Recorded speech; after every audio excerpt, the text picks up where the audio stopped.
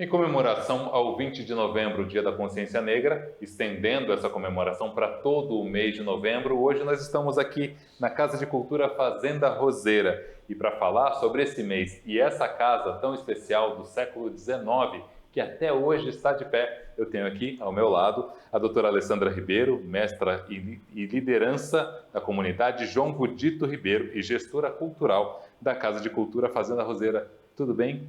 Tudo bem, Fernando? Olá a todos da TV Alesp. É uma alegria receber vocês aqui na nossa casa. A alegria é toda nossa. Tenho também a Luanda Santana, que é coordenadora dos projetos em linguagens artísticas de teatro, dança e performance na Casa de Cultura Fazenda Roseira. É isso? É isso mesmo, Acertei tudo os bom? currículos? Acertou, tudo jóia? Tudo ótimo, Luanda. É Seja um prazer bem-vindo. conhecer você também pessoalmente. É Fala um pouquinho verdade. como funciona o trabalho de vocês aqui nessa casa. Bom, a Casa de Cultura Fazenda Roseira tem como escopo fundamental salvaguardar a prática do jongo. Jongo é uma manifestação cultural que começa no Brasil no século XIX, nas fazendas de café da região sudeste, e que no ano de 2005 se torna um patrimônio cultural brasileiro. Desde então, essas diversas comunidades que estão distribuídas em São Paulo, Minas, Espírito Santo e Minas Gerais são incentivadas a desenvolver ações de salvaguarda para que essa prática cultural com um traço marcante da cultura afro-brasileira do Sudeste possa ser replicada geração a geração. Então, aqui na Fazenda Roseira, acho que o nosso trabalho fundamental é transmitir esse saber e salvaguardar a prática cultural do jongo. E com a nossa chegada nesse espaço, a partir dessa prática, ampliar para outras atividades e ações. Agora, são muitas as atividades que acontecem aqui nessa casa. É um espaço enorme, cercado pela Mata Atlântica, um lugar lindo. Quais são essas atividades artísticas? As atividades artísticas agora, nesse momento que a gente está tendo, é um trecho, da nossa potência dentro de um dos projetos artísticos também da casa, O projeto Sou África em Todos os Sentidos, ele nasce em 2009 com o intuito de trazer diversas áreas que trabalham com artes negras, políticas públicas para a população negra, para criar um diálogo dentro desse espaço. E aí a gente começa a construir esse projeto com essa parceria desses diálogos. É um projeto anual que acontece uma vez por ano. Nós estamos na 15ª edição.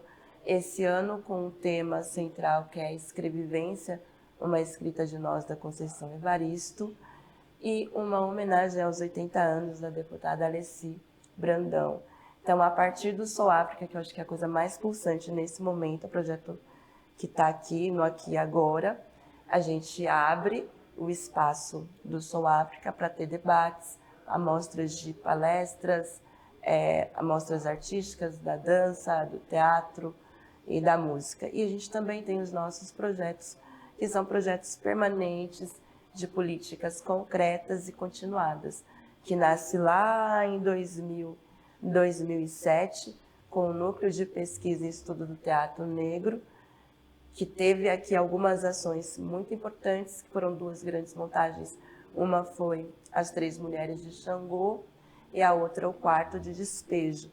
Então, aqui na casa, a gente entende que os nossos corpos são políticos e o teatro ele também é uma potência para as nossas ações aqui dentro, porque ele vem como esse estímulo para decolonizar os nossos corpos e dizer que nós podemos ter uma narrativa onde a gente produz a arte dentro desses corpos negros e numa perspectiva mais abrangente, onde a gente consiga realmente se ver, se reconhecer e se sentir.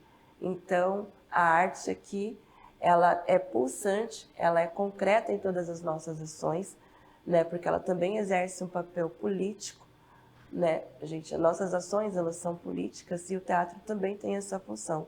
Antes dele ser entretenimento, ele é uma ação política. Eu penso também que é legal, quando a gente pensa na diversidade de linguagens, é que a gente sempre buscou estar com a casa aberta para acolher essa diversidade que chega até aqui. Então, ao mesmo tempo que a gente tem um braço estruturado permanente nesse viés da linguagem do teatro e da dança e da percussão e do canto, a partir do patrimônio cultural do jongo, a todo momento a gente está interagindo com outros. Então, esse ano de 2024 é um ano que a gente está concluindo um projeto chamado Tucupamódia Brasil, que foi um projeto de intercâmbio cultural entre o Brasil, Moçambique e Noruega, onde nossos jovens tiveram a experiência de passarem 10 meses nesses países e recebemos jovens desses países. E aí, quando esses jovens vêm, por exemplo, aquele quadro é de uma norueguesa do período que ela ficou aqui com a gente. A dança, o traço de danças africanas, que hoje incorporaram a casa, tem a ver com a vinda desses moçambicanos aqui com a gente. Como quando a gente olha para as artes que eles produzem hoje, tem um traço de jongo, de carnaval, de capoeira, de maracatu, tem também a ver com essa experiência que eles tiveram nas linguagens afro-artísticas aqui no Brasil. Então é uma casa que no seu cotidiano está focado para a cultura, educação e cosmovisão ambiental, que são os nossos 3 pontos de interesse fundamental, e a partir deles, essa abertura para dialogar com outras linguagens. A importância de passar essa cultura, essas artes, essa história toda para os jovens, para as crianças, para eles que estão começando a vida agora. Eu penso que o fundamental de poder ser praticante no cotidiano de uma cultura tradicional como é do jongo, a primeira coisa que a gente identifica, até com os adultos que aqui estão, é o fortalecimento de pertencimento. A população negra tem um processo histórico de desconstrução da sua própria identidade, né? O fato da gente carregar um corpo negro não significa que a nossa identidade negra esteja consolidada, porque identidade tem a ver com valores, com cultura, com conhecimento e tudo aquilo que a gente adquire ao longo da vida que faz a gente ter esse orgulho negro, essa potência negra. Se eu não sei de onde eu venho, se eu não sei as potências do que essa história me traz, eu tenho maior dificuldade de me identificar com ela e me constituir. E, historicamente, esse foi uma das maiores perdas que a população negra tem com o advento da escravidão. Então, saber que você é pertencente de uma cultura tradicional, que é um patrimônio do Brasil, já é uma identidade e um fortalecimento na sua própria narrativa de construção cidadã. E a partir dessa identidade, dessa consolidação, você poder contar a sua história num casarão como esse, que todo um processo histórico do século XIX e XX, tá aí Gilberto Freire, que nos deixa mentir, sempre disse que isso não fazia parte do nosso contexto. Então, a gente ressignifica e requalifica essa história contada a partir do nosso pertencimento de quem construiu esse casarão. Então, você junta materialidade concreta, que é o que a criança sente quando entra nesse lugar, vê essa imagem, esse casarão, que talvez ela nunca tenha entrado, né? Crianças pequenas costumam brincar, falar, tia, o banheiro dessa casa é maior que a minha casa. Então, a gente está num recorte territorial que é periférico de outras referências, e as crianças podem estar aqui nesse cotidiano, nesse lugar. E estando nesse lugar, eles vão ser formados, ter vivências culturais, atravessadas por outros corpos negros, né? A partir de outros lugares. Então, essa experiência vivenciada traz um substrato na memória, na emoção e na construção dessa criança que vai se tornar um jovem, adulto, né, negro amanhã. Então, eu acho que essa é a maior importância. E quando isso é potencializado com as linguagens artísticas, e aí teatro, canto, dança, música, o roteiro, brincadeiras, comida, né? Você comer a comida e ouvir a história, com as imagens que elas vão vendo aqui, aí você escalona isso num resultado mais imediato, como as políticas públicas, né? Igual a gente brinca, as políticas públicas afirmativas são necessárias porque elas tentam reduzir tempo. Ter uma experiência num roteiro afro, numa cultura tradicional, numa comunidade que é majoritariamente de mulheres negras, nesse lugar é reduzir um tempo de fortalecimento também. Agora existe uma lei, né, para o ensino da cultura afro, né, nas escolas, que ainda não está sendo cumprida nas escolas como deveria. A importância de se ensinar desde pequenas crianças a nossa história, a história do nosso país, do nosso povo. poder contribuir com essa construção dessa identidade. É fundamental que a educação esteja cada vez mais aberta, né, e que ela consiga exercer essa implementação da lei, que a lei está aí, ela é um dispositivo importante para que essas crianças também tenham este lugar de representatividade, né, saber que a história dela existe, que existem autores negros, que existe uma possibilidade, uma perspectiva negra, essa que não foi ensinada para a gente dentro da escola, né? E eu acho que isso também vem muito de encontro com o nosso papel aqui. Quando amanhã você vai falar da questão desse reconhecimento, né, dessa experiência nesse lugar, essa experiência que a gente proporciona aqui, inclusive é para minimizar esses impactos que a gente tem ainda dentro dos espaços que não estão abertos para esse tipo de diálogo. Então, a partir de algumas vivências, algumas experiências, e que isso não seja só um compromisso nosso, isso é uma ação nossa, que nós trabalhamos com a Lei 10.639, que é um eixo central de tudo que a gente discute aqui. Então, quando a gente chega aqui, a gente já chega muito bem alinhado com a lei, né? Eu que vinha das artes da cena, passei a desenvolver todas as minhas ações trabalhando dentro da Lei 10.639 e com isso a gente foi aqui alinhando a Lei 10.639 em todas as nossas ações, educação, meio ambiente. E é muito importante a implementação como um todo, né? Porque quando a gente fala de políticas públicas, a gente fala de conquista, a gente fala de direitos. Então, esses direitos, eles não podem ser nem silenciados, nem invisibilizados. Então, aí é um papel importante da educação, de criar diálogos esses que ela possa ampliar o leque de possibilidades de formação sobre a Lei 10.639. Por isso também é uma das ações que a gente desenvolve aqui. Trabalhamos com formação para professores, porque a gente entende as dificuldades de implementar a lei. Estamos aqui sempre muito disponíveis para dialogar e contribuir, né? Porque não temos também só como cobrar essa iniciativa dos professores se eles não estiverem realmente preparados para trabalhar com uma lei antirracista ou para falar da Lei 10.639, né? Então, a gente está aqui cada vez mais como um dispositivo esse que vai estar sempre ali, falando da importância da lei e agindo a partir dela, porque é onde a gente também consegue se entender enquanto potência e um mecanismo para poder dialogar com as políticas públicas que diz respeito à população negra, que é o nosso maior foco, né? O que nos atravessa, o que nos diz respeito, né? Sobre o nosso povo. E isso se torna um caminho onde a gente já passou por diversos lugares, tivemos diversas escolas e estamos aqui. Essa também é uma das nossas ações, que é muito potente. E eu penso que é interessante, porque é uma potência que não está só para fora, né? A gente não tem uma prática aqui no nosso cotidiano de fazer fora o que a gente não faz em casa.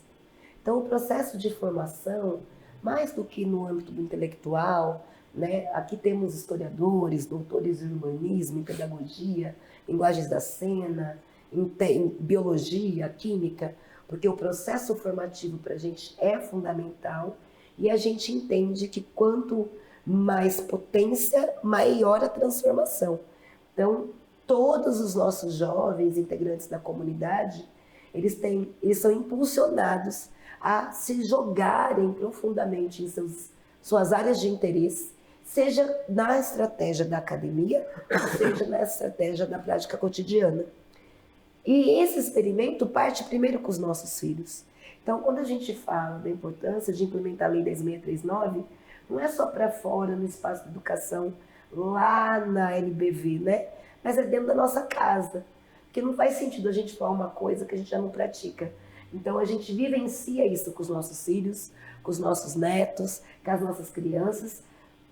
Percebemos que, de fato, trazem resultados muito contundentes E a partir dessa experiência a gente compartilha externamente e cobra também externamente, né? A gente sabe que a Lei 10.639, de fato, ela não é tão bem aplicada. A gente se oferece para contribuir com essa formação, mas a gente também participa de grupos que fazem o acompanhamento, se as escolas estão fazendo esse desenvolvimento. Agora, eu acredito que essas crianças dessa geração tenham muito mais informação do que a gente tinha, né? A gente não tinha nada, a gente não tinha leis, não tinha na nossa infância. O que fazer com os adultos que já estão no mercado de trabalho, que já passaram dessa fase, para que eles tenham uma consciência um pouco maior? Eu penso que o único meio de transformar é a gente desmascarar o racismo no país. Se a gente não admite que a sociedade é racista, que as pessoas foram educadas para ser racistas e que é um problema da sociedade, não só de pretos e pretas, não vai mudar. Porque mesmo com o aumento de informação e a maior acesso que a gente tem hoje, o racismo, ele é racismo em todas as linguagens, em todos os tempos. E as dores e os desafios que esse racismo trouxe está no passado, quando não se tinha acesso à internet, mas que você não podia, tinha lugar da rua para você andar, os negros tinham que criar clubes negros para poderem ter diversão. Aí depois teve na parte da mídia, quando a nossa reprodução, quando surge televisão e rádio, para nós, os nossos papéis artísticos, para a nossa visibilidade, sempre eram trabalhos subalternizados. E está para hoje que a gente tem a rede social, que você conta uma mentira e faz uma falácia, ela se expande numa velocidade tão grande quanto a ignorância da maioria da população, que acaba sendo vitimizado por ela.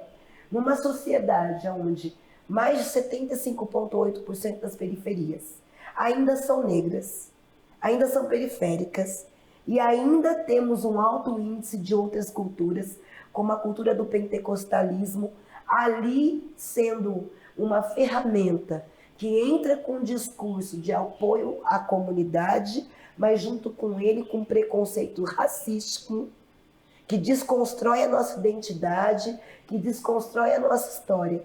E isso é hoje. Então, eu penso que mesmo que mude o tempo, mudam-se também as ferramentas do racismo e ele também se move para outros elementos de acionar e tensionar essa sociedade. E a única forma da gente tentar derrubar isso é tendo, sim, cada vez mais espaço de visibilidade, como esse na Lesp, como em TV, rádio, no meios de comunicação, de nossos corpos em outros lugares, podendo sermos protagonistas de outras histórias, e também contando outras histórias e também fazendo a lei do racismo quanto crime valer, porque não dá mais para falar que é mal entendido, né?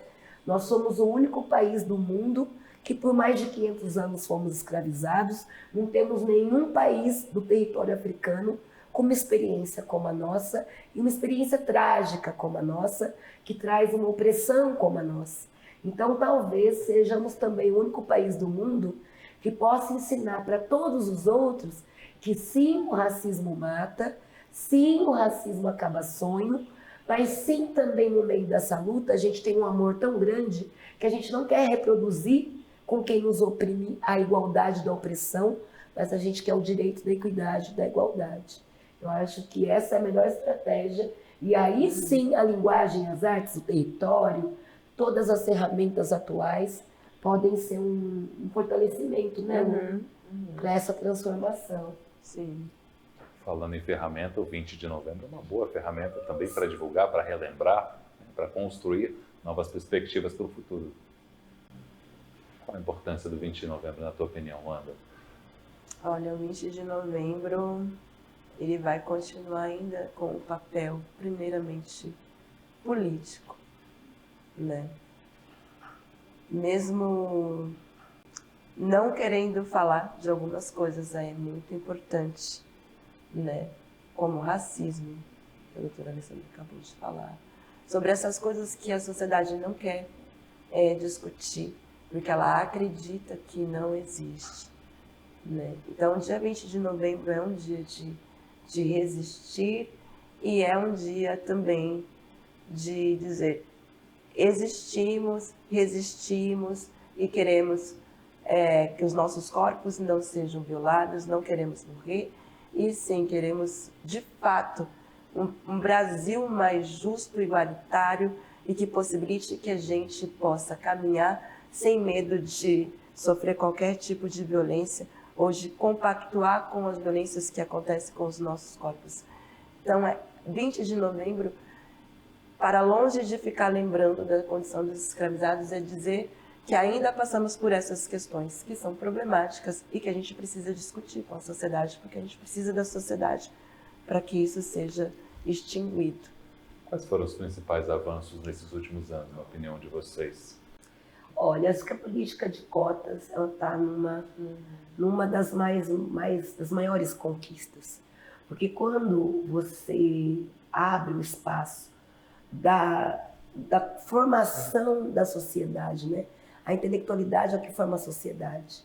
Por mais que a gente tenha uma base da população que vive, existe e reinventa, a gente sabe que os políticos, a gente sabe que o pensamento, né?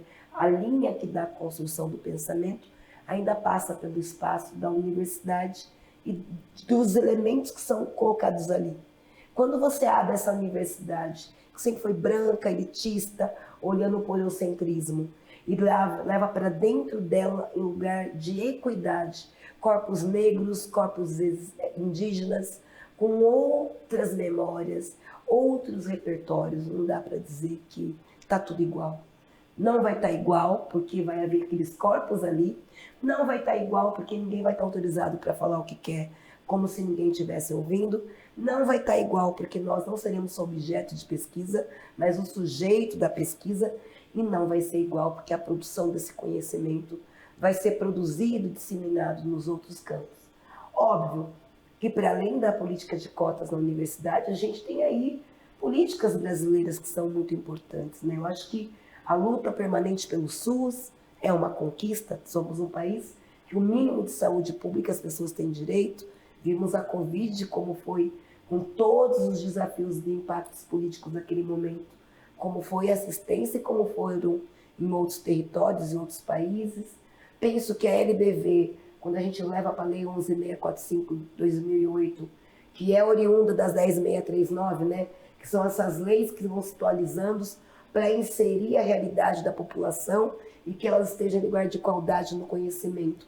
Elas são fundamentais, óbvio que ainda a gente tem que lutar muito por elas, mas elas existem, elas são instrumentos que estão ali.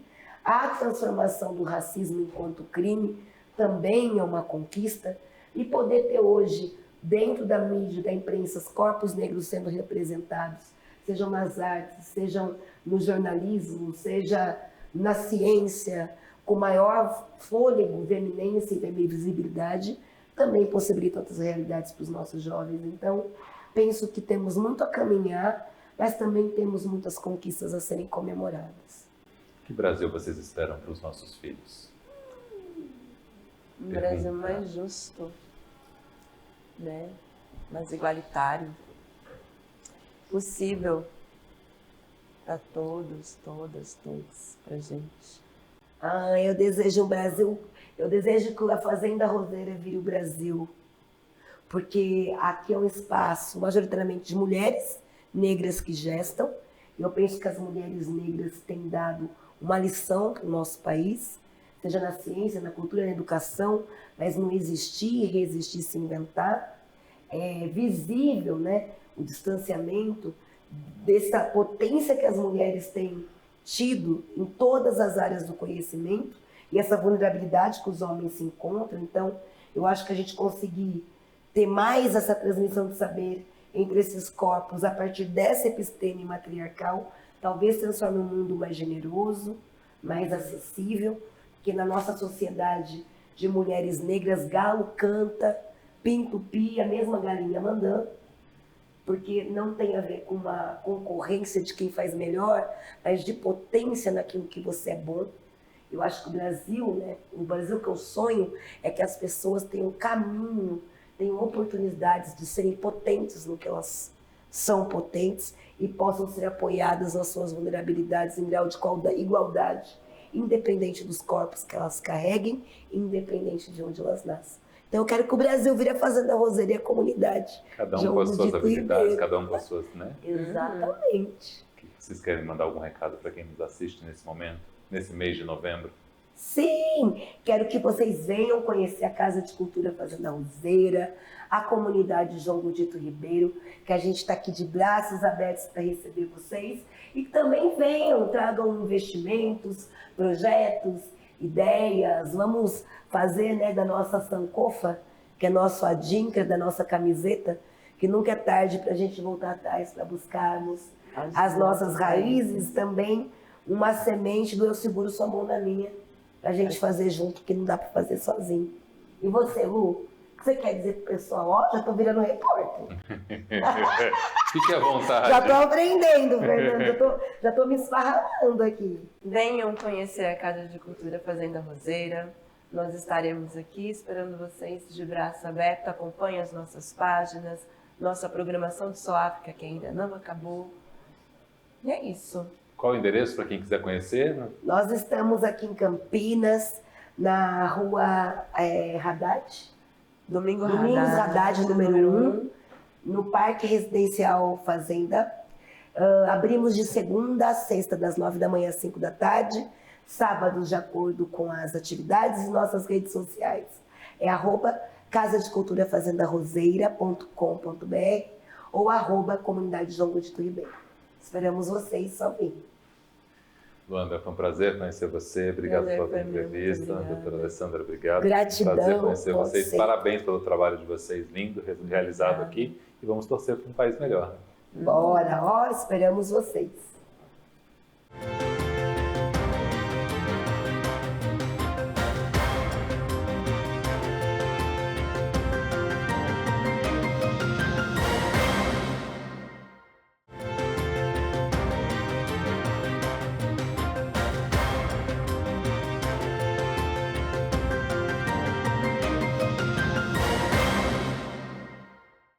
Olá, estamos de volta neste segundo bloco do Alesp em Pauta Especial Consciência Negra, aqui nesse lugar maravilhoso, que é a Casa de Cultura Fazenda Roseira. E para falar nesse segundo bloco conosco, eu recebo aqui a Bianca Lúcia, coordenadora do roteiro Afro da Casa de Cultura Fazenda Roseira. Seja muito bem-vinda. Obrigada. Recebo também a Flávia Tamires, que é coordenadora administrativa das ações da comunidade João Godito Ribeiro. Tudo bem? Tudo bem. Como é que funciona o trabalho de vocês aqui dentro dessa casa? Como é que é o dia a dia? Bom, dia a dia é bastante corrido, a gente desenvolve bastante atividades, né? Então a gente tem, principalmente, que é a parte que eu mais domino, que é o roteiro afroturístico, que é esse recebimento de escolas, coletivos, instituições e grupos aqui na casa, fora as atividades de projetos que estão vigentes. Então, por exemplo, atualmente, agora nesse mês de novembro, a gente está com o Sou África em Todos os Sentidos, a gente está com o projeto Pisa na Tradição, que visa essas oficinas percussivas de dança, de canto, vestimenta e meio ambiente. As escolas têm procurado muito esse espaço para conhecer um pouco mais da cultura e da história? Ah, bastante. E tem sido interessante, né, que agora, através de políticas públicas, por causa da Lei 10.639/3, com a autorização 11.645/8, que inclui as questões afros e afro-brasileiras e indígenas dentro das escolas. Então, como está dentro dos currículos escolares, as escolas precisam trazer esse conteúdo. E aí, como os livros didáticos, infelizmente, não contemplam toda a amplitude da matriz africana, a Fazenda Roseira é um desses espaços de acolhimento e de estudo educacional. O que é melhor para vocês de trabalhar num lugar histórico, contando a nossa história?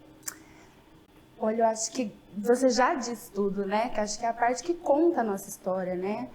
A gente é muito defasado na parte da nossa infância, de entender todos os espaços, assim, não é uma coisa que é contado diariamente, se não for uma coisa buscada pelos nossos pais. Então, quando a gente chega aqui, a gente procura, inclusive, fazer com que essa criança se sinta muito bem, que ela se sinta representada, que ela se sinta recepcionada por aquilo que ela já é. Então, a gente acaba fazendo com que ela enxergue mesmo aquilo, tudo que ela tem de potência. Então, quando ela adentra a Fazenda Roseira, a gente já vem da história desde a porteira até aqui embaixo, ela já vem.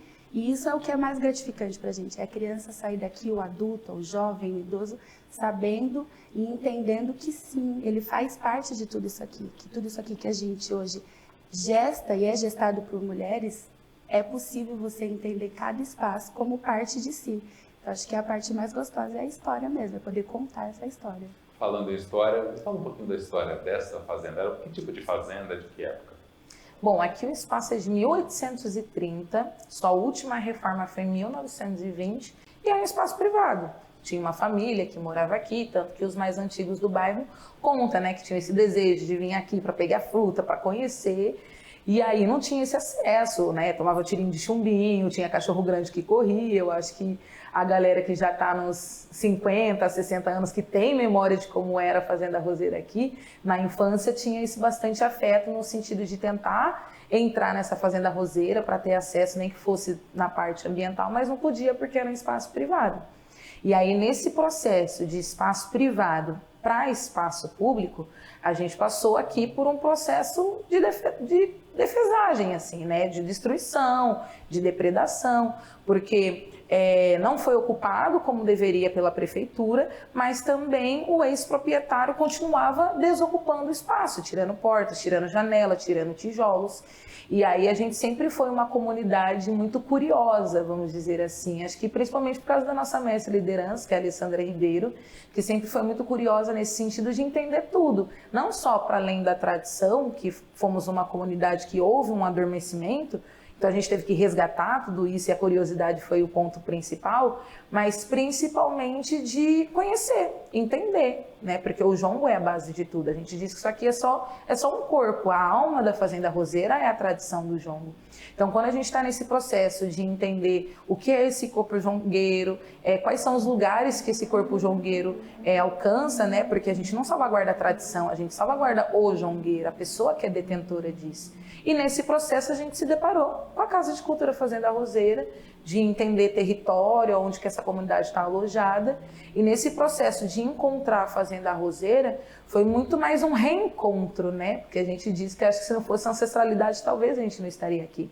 Porque a minha avó, que é a filha mais nova de Benedito Ribeiro, ela mora umas 5, 6 ruas aqui para cima da Casa de Cultura Fazenda Roseira. Então a gente sempre esteve, desde sempre, muito perto, às margens dessa grande fazenda, mas nunca efetivamente um acesso. E aí, quando a gente passa por esse processo de curiosidade mesmo, vamos lá na Fazenda Roseira. Eu e minha mãe, especificamente, eu era pequenininha nessa época, e ela vai entrando, ninguém, nenhum segurança, nenhum cachorro.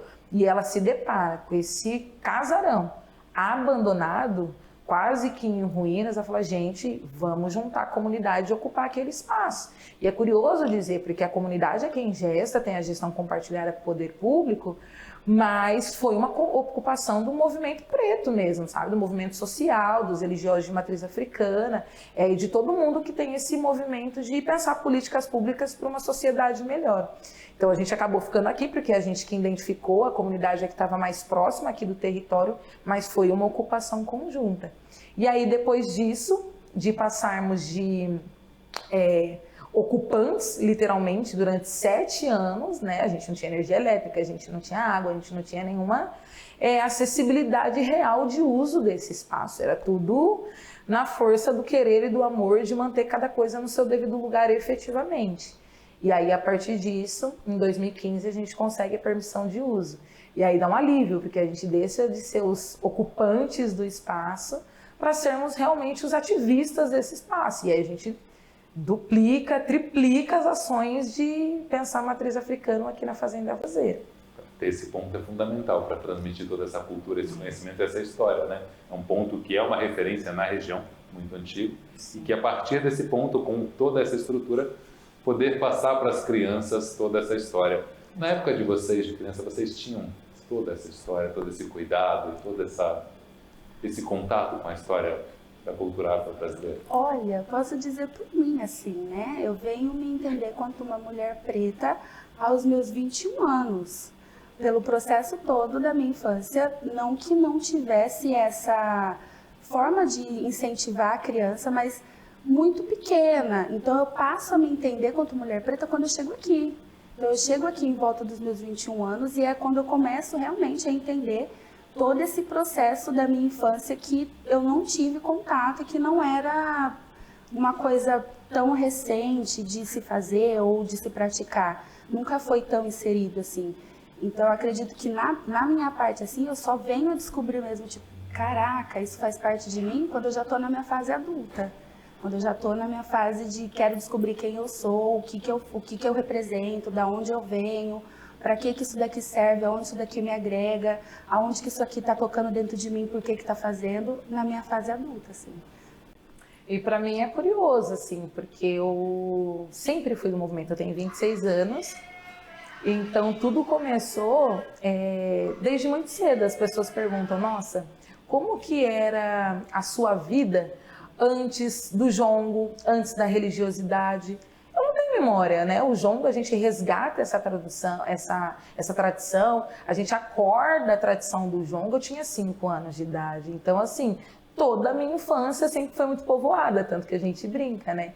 Porque minha mãe, ela é a mestra da comunidade, ela é mãe de santo também, eu sou filha única parida, mas eu sempre tive muitos irmãos, assim, porque quando o Campinas estava nesse movimento afrocultural, a juventude em peso estava focada nas manifestações populares, eu sempre fui a bisicoco ali, né? Eu sempre fui a pequenininha, irmãzinha de todos aqueles que estavam adentrando também a esse coletivo, a essa comunidade, João Dito Ribeiro.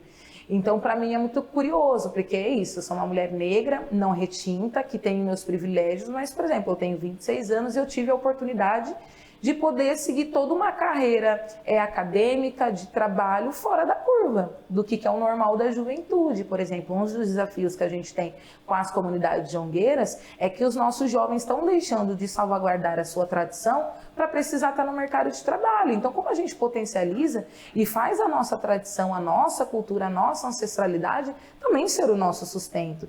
Então, se hoje é possível estar aqui conversando com você, se hoje eu sou percussionista, se hoje eu sou social media e comunicação aqui desse espaço, é porque a Fazenda Roseira e a comunidade João Dito Ribeiro, de forma natural, através da intergeracionalidade e através da oralidade, foi me ensinando tudo isso. E aí, em paralelo, obviamente, eu fui me capacitar de forma educacional, mas todo esse notório saber e conhecimento ancestral que a gente diz é a partir dessas vivências. Então, eu sinto que eu também tenho essa missão, assim, de trazer os jovens, resgatar esses jovens para falar, olha, a gente pode sim aprender, entender o que são, por exemplo, os editais, né, que estão aí para fortalecer e potencializar as nossas tradições e a gente poder ir tirando uma renda disso e viver a partir da nossa ancestralidade. Agora, a parte da percussão está bem curiosa, porque você começou muito cedo, né? Como é que foi isso? Olha, eu não me lembro, mas o que minha mãe conta é que eu vivia tocando panela, televisão. Eu ainda tenho uma memória que na casa da minha avó era aquela televisão de tubo. Nossa, e ali tinha uma acústica de eco maravilhoso, eu adorava tocar em cima da televisão, tanto que fui eu que quebrei a televisão de tubo dela. Enfim, então qualquer parte, assim, material que eu pudesse tirar um som diferente, eu estava ali tocando. E foi curioso, porque a minha inserção foi a primeira mulher a tocar dentro da comunidade João Dito Ribeiro. E aí minha mãe conta que foi de uma forma muito natural, né? Eu não tinha muito essa racionalidade da revolução que eu estava causando dentro da comunidade. Mas foi um dia que a gente estava defasado dos meninos, que eram quem tocava os tambores. Eu falei, não, mamãe, pode deixar que eu toco. E nisso ela ficou, você toca?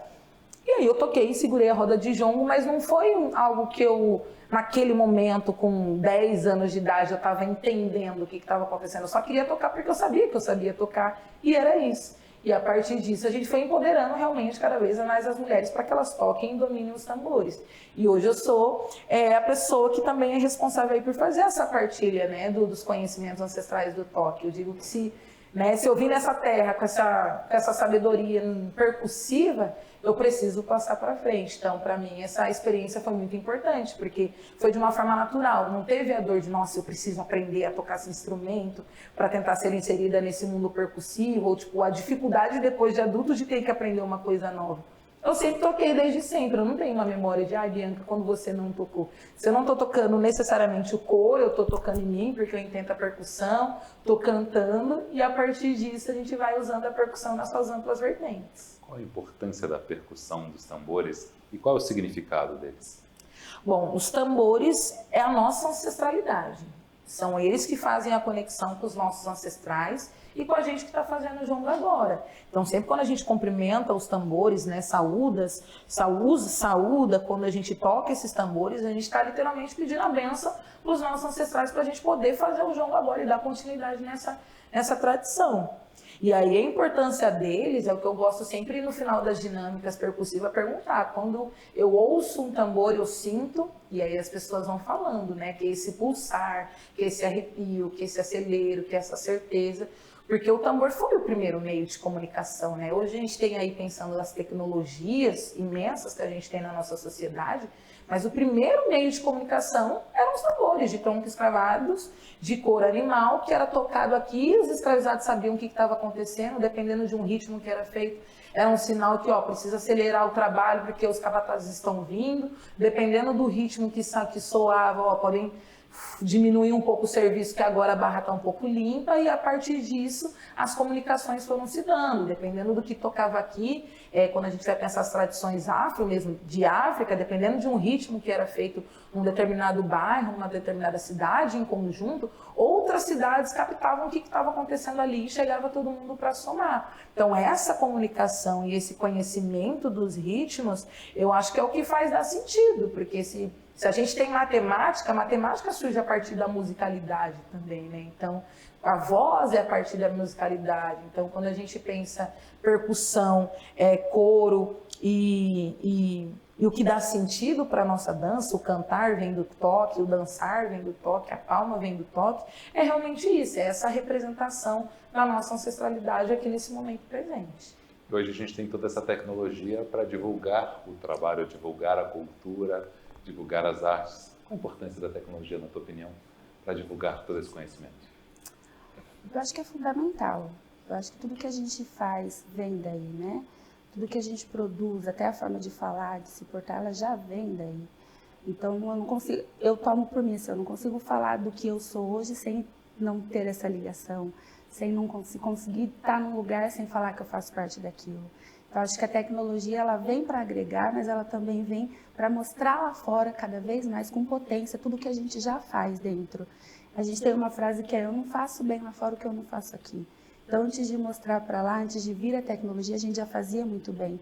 Então, quando ela vem, hoje ela vem para agregar e somar aquilo que a gente já faz muito bem. Então, acho que ela é fundamental, ela está inclusive aí para nos potencializar cada vez mais, levar tudo isso para que todo mundo possa ter o acesso de tudo isso. Assim.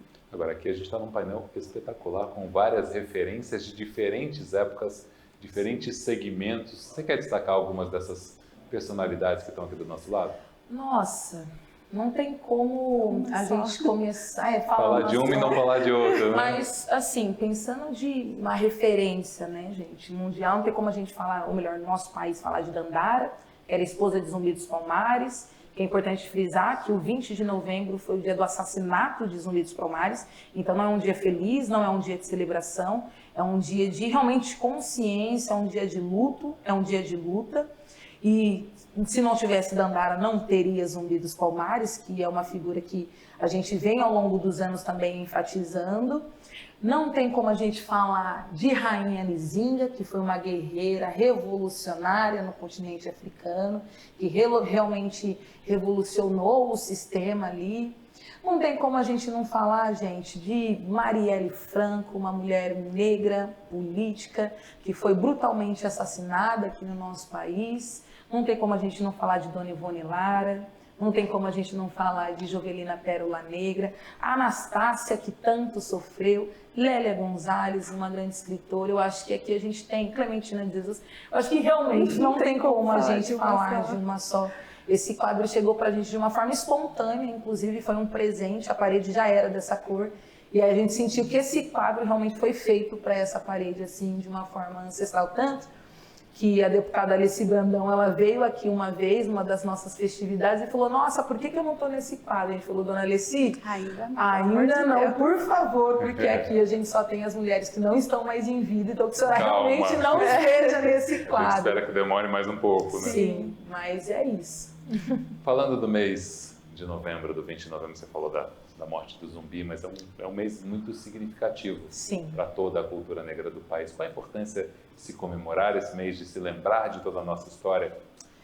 20 de novembro, acho que esse ano é um ano muito simbólico, porque pela primeira vez é um feriado nacional.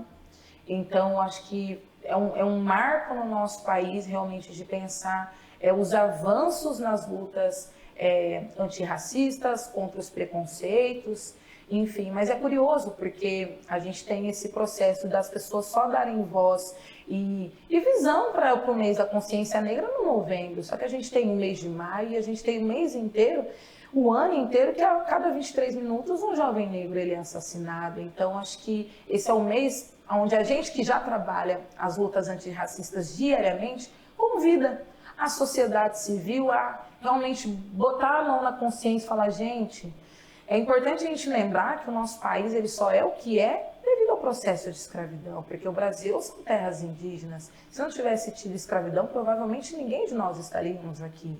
Então, quando a gente abre os livros didáticos, que é o que a gente fala com as crianças dentro da escola, elas aprendem sobre a escravidão. Mas quando a gente vai ver o lado positivo da moeda, as contribuições que o povo preto deixou para o nosso país, fora o que a gente já sabe de construções e tecnologias, mas realmente a cultura, as tradições, esse movimento, o nosso carnaval, que é conhecido mundialmente, né, que às vezes é passado e que agora a gente está obviamente com os avanços da humanidade, ainda que devagar, mas temos avanços. Hoje racismo é crime. Né? Efetivamente, você pode ir preso cometendo ato de racismo. Então, isso sim é um avanço no jurídico do nosso país. Então, eu acredito que esse é um mês para dar um chacoalho onde o Brasil foi o último país a abolir a escravidão. Campinas, onde nós estamos agora, foi a última do nosso país a abolir a escravidão. Então, a gente está num lugar que realmente é muito simbólico e duro com o povo preto, mas que tem espaço, por exemplo, como esses que estão todos os dias enaltecendo a matriz africana e as culturas pretas, não só da nossa cidade, mas como um todo. Você concorda? Quais foram os principais avanços, na tua opinião, nesses últimos anos? Eu acho que Bianca fala muito disso, mas eu também entendo que conseguir fazer com que o nosso povo saia para fora, ainda assim com um pouco de receio, né? Porque hoje a gente vai para a rua, a gente vai para levantar as nossas bandeiras, a gente ainda tem um pouco de medo, assim. Mas quando a gente desce o 20 de novembro, não só o 20 de novembro, mas com a potência dos jovens à frente disso, para a gente é um avanço muito grande, porque a gente consegue entender que, inclusive, eles estão cada dia mais tomando os lugares e colocando esses lugares como prioridade. Então, é importante os nossos jovens descer sem medo de ser atacado, sem medo de sofrer nenhum tipo de abuso verbal ou agressão verbal, mas descer com a cabeça erguida. Então, eu acredito que a gente chegar no 20 de novembro, numa cidade que foi a última a abolir a escravidão, numa 13 de maio, que está sendo majoritariamente jovens pretos, periféricos, e que estão ali, inclusive, para falar para todo mundo que, olha, não é um dia de celebração, mas a gente também não vai deixar de levantar nossa bandeira, a gente está aqui por essa causa, a gente está aqui por essa luta. É um avanço muito grande a gente conseguir descer tranquilo assim. Então, acho que para mim, o 20 de novembro desse ano também tem sido um avanço enorme da gente conseguir ir para a rua com uma potência enorme de jovens. E é curioso você falar isso, porque eu me lembro, assim, na época da escola, nossa, eu não podia falar que eu era um bandista e a minha identidade preta podia ficar só no quintal da casa da minha avó enquanto eu estava tocando no jongo, porque dentro da escola eu realmente sofria uma repressão tremenda.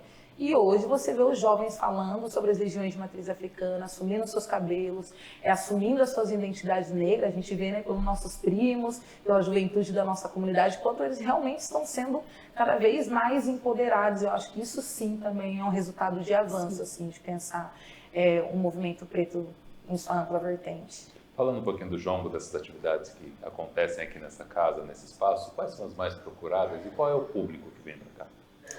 Principalmente o jongo, as vivências em jongo, muita gente quer conhecer e sentir a vibração dos toques dos nossos tambores, mas o roteiro afroturístico, hoje é o nosso carro-chefe aí de desenvolvimento das nossas atividades, que é esse momento aqui na casa para conhecer o espaço enquanto espaço físico, entender o que é essa tradição e vivenciar o que a gente tem para oferecer, que são as nossas oficinas de percussão, oficinas de turbante, oficinas de jogos e brincadeiras africanas, construções de instrumentos, as nossas rodas de conversas, formações e palestras, oficinas percussivas e outras atividades que a gente desenvolve aqui na casa. E aí é curioso, porque é possível montar um pacote, né? A gente tem todas essas atividades E aí o público que vem, seja a instituição, a escola, escolhe o que eles querem vivenciar. A partir disso a gente monta um planejamento, um orçamento, e a gente recebe essas pessoas aqui, de todas as idades. E claro, a nossa culinária, né? Que esse foco na gastronomia afro é muito importante para a gente também. Agora, as atividades aqui são intensas, né? Porque esse roteiro está entre os 10 da cidade de São Paulo, né? Do estado de São Paulo. Sim. Como é que vocês chegaram nesse número em tão pouco tempo? Olha, se a gente soubesse que ia chegar nesse lugar, eu não sei se a gente tinha... Eu acho que a ancestralidade ela é muito mágica mesmo nesse sentido, porque a gente é guiado, né? Tanto a ocupação da Fazenda Roseira, do nada minha mãe apareceu aqui, me identificou que isso estava acontecendo. Qualquer pessoa do bairro podia identificar. Foi justamente ela. A gente começou... O curioso do nosso roteiro é que ele é um roteiro vivo. Então, tudo que a gente desenvolve aqui é a partir da potência das pessoas. Então, eu gosto de tocar. O meu gostar de tocar vira um projeto, uma aula didática, onde a gente consegue trazer verba para casa e ensinar as pessoas. Você gosta de costurar? Se eu gostar de costurar uma camiseta, vai virar um projeto que pode virar uma lojinha sustentável. Então, tudo que é mágico, as coisas que acontecem aqui na Roseira, porque a gente faz de verdade por amor. Então, são capacitações e gostos que a gente já tem naturalmente, que a gente potencializa aqui. E a partir disso, a gente deixa de fazer por hobby e passa a fazer efetivamente para poder potencializar. E aí é isso, esse roteiro vivo. Por exemplo, eu sou bisneta de Dito Ribeiro, então os diferenciais que a gente tem aqui, sou eu, bisneta de Dito Ribeiro, contando sobre a minha trajetória. É diferente de outros espaços, obviamente que não menos, mas que são pessoas que aprendem sobre aquele lugar, sobre aquele espaço, para poder contar para outras pessoas. Aqui não, nós somos realmente uma família. Não só uma família sanguínea, mas uma família que está há muito tempo junto. Por exemplo, o membro mais antigo da comunidade tem pelo menos 13 anos na comunidade. Então, pessoas recentes, até esse processo de... Pessoas que estão entrando na comunidade agora, já passou por aqui ou pela Fazenda Roseira, num outro momento. Então, tudo que a gente faz aqui, eu acho que é por isso que colocou a gente nesse lugar, é porque primeiro a gente faz por amor, e porque a gente acredita na matriz africana, e a gente acredita na educação como ferramenta de transformação da nossa sociedade. Esse é o primeiro ponto. E depois, porque a gente é muito curioso mesmo, e a gente gosta de se ressignificar. Hoje ela falou, gente, os nossos espaços são múltiplos, porque hoje... Terça-feira a gente teve um lançamento de livro aqui nesse local. Agora a gente já está com uma televisão aqui. De repente a gente pode fazer uma oficina nesse mesmo lugar. Então, pensa, uma sala ela se ressignifica em diversas formas. Imagina esses 16 mil metros quadrados que é a Casa de Cultura Fazenda Roseira. Tudo que a gente pode ressignificar, usar e abusar de forma positiva desse espaço. Diante de tantas conquistas e tantas coisas boas que têm acontecido aqui todos os dias, o que vocês esperam para o futuro próximo? Nossa, falar de futuro é brincar com a minha mente, assim. Eu sou a pessoa que mais sonha, assim, com tudo que a gente pode fazer na Fazenda Roseira, né? Então, quando a gente começa a escrever o começo do ano, porque tudo aqui a gente escreve mesmo como que a gente quer que seja esse ano, como que a gente vai pensar as plantas, quais são as plantas que a gente vai colocar esse ano para o plantio, que também tem isso, né? A forma de cosmovisão que a gente trabalha aqui é vivo, intenso, assim. Cada dia que a gente olha e fala, nossa, cresceu uma bananeira aqui agora. A gente precisa tomar um cuidado. Então, a gente pensa sempre em aumentar tudo que a gente já faz. Então, desde a entrada, como que a gente vai começar agora a trabalhar a entrada? Então, quando a gente pensa o que eu vou fazer, como que a gente vai fazer, a gente já começa a desenhar. Aqui a gente tem que colocar uma planta tal, porque aqui já está com essa aqui, a gente tem... Então, tudo que a gente faz já vem pensando, assim, né? Não sei se você tem... Não, eu acho que também, assim, sonhando é que isso, né? A gente nunca sonha que a Fazenda Roseira chegaria onde ela chegou. Então a gente às vezes até tem, acho que só não é mais porque a gente tem esse receio, assim, mas eu tenho muito desejo, assim, de realmente ter mais pessoas fazendo roteiro, itinerantes aqui na casa. Eu tenho desejo de quando as crianças cheguem, elas possam receber um kit que, né, de boas-vindas aqui da nossa casa, que seja com uma sementinha, que seja com alguma coisa, a gente fazer um grande acampamento com as crianças, com caça-tesouro, a gente poder ter maior acessibilidade aqui no espaço. Então, assim, a gente obviamente está trabalhando, né, e sempre dando o nosso melhor na medida do possível. O nosso roteiro é um roteiro intergeracional, qualquer pessoa consegue fazer esse roteiro, só que a gente sabe que tem muito a melhorar, né? Então, acho que oportunidades como essa é muito importante para que pessoas que possam incentivar e patrocinar também o projeto que a gente tem, nos ajudem, porque tem coisa que infelizmente está fora do nosso alcance, mas que com certeza com mais ajudas, mais braços contribuindo, a gente pode chegar em alcances bem mais significativos e conquistando mais corações, né? Porque a Fazenda Roseira é basicamente um trabalho voluntário, né? A gente acredita que as pessoas que aqui estão é porque realmente acreditam nesse espaço antes de qualquer coisa. Meninas, muito obrigado pela entrevista. Foi um Imagina. prazer conhecê-las. Parabéns pelo trabalho que vocês realizam aqui. Muito obrigada. Valeu. O Alesp em Pauta de hoje fica por aqui. A gente se vê no próximo programa. Esse programa foi especial da Consciência Negra do dia 20 de novembro. Acesse o site da Alesp e fique ligado em toda a nossa programação. Até lá!